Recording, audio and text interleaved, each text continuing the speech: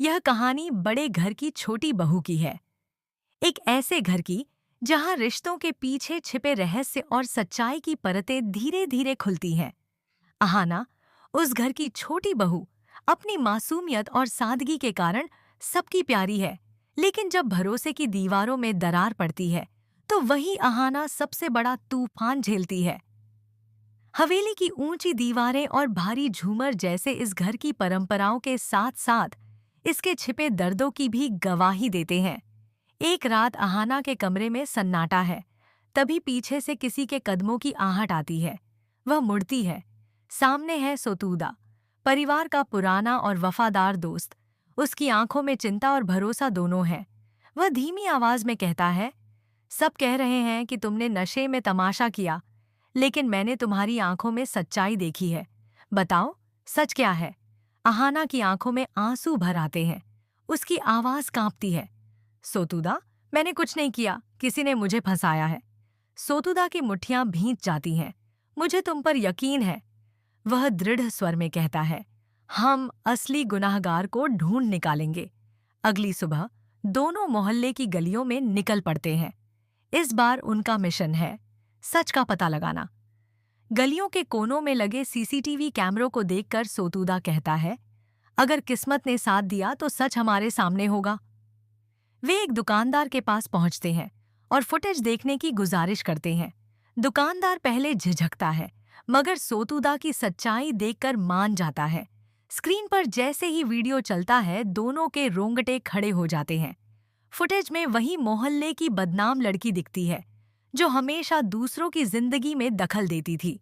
वह भांग मिला शरबत तैयार करती है और किसी को देती है। अहाना की आंखें चौड़ी हो जाती हैं। तो ये वही थी जिसने मुझे फंसाया।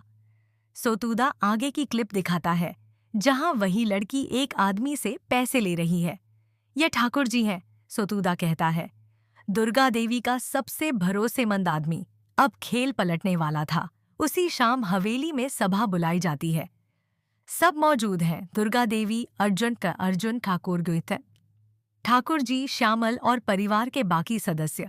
सोतुदा आगे बढ़कर कहता है, आज मैं एक सच सामने लाना चाहता हूँ शाम कई।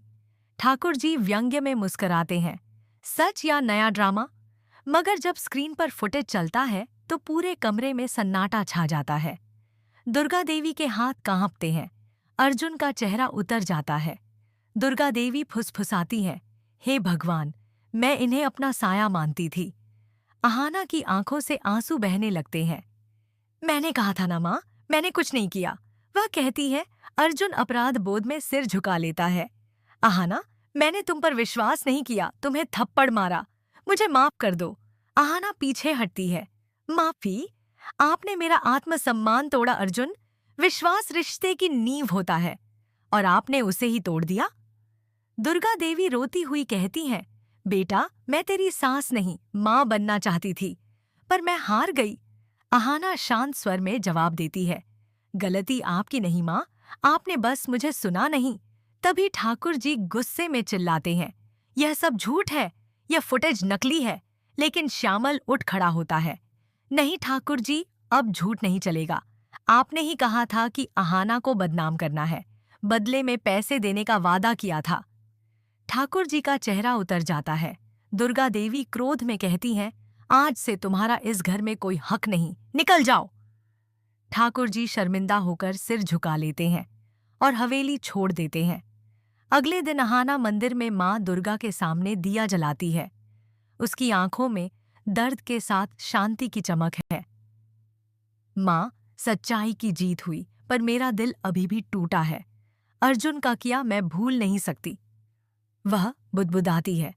तभी पीछे से अर्जुन की आवाज आती है, अहाना, एक मौका दे दो, मैं खुद को साबित करूंगा। अहाना पलटती नहीं, बस कहती है, विश्वास टूटने में वक्त नहीं लगता अर्जुन, लेकिन उसे जोड़ने में जरूर लगता है। वह मंदिर की सीढ़ियां उतरती है, चेहरा आत्मविश्वास से भरा, आंखों में दृढ़ता झलकती है।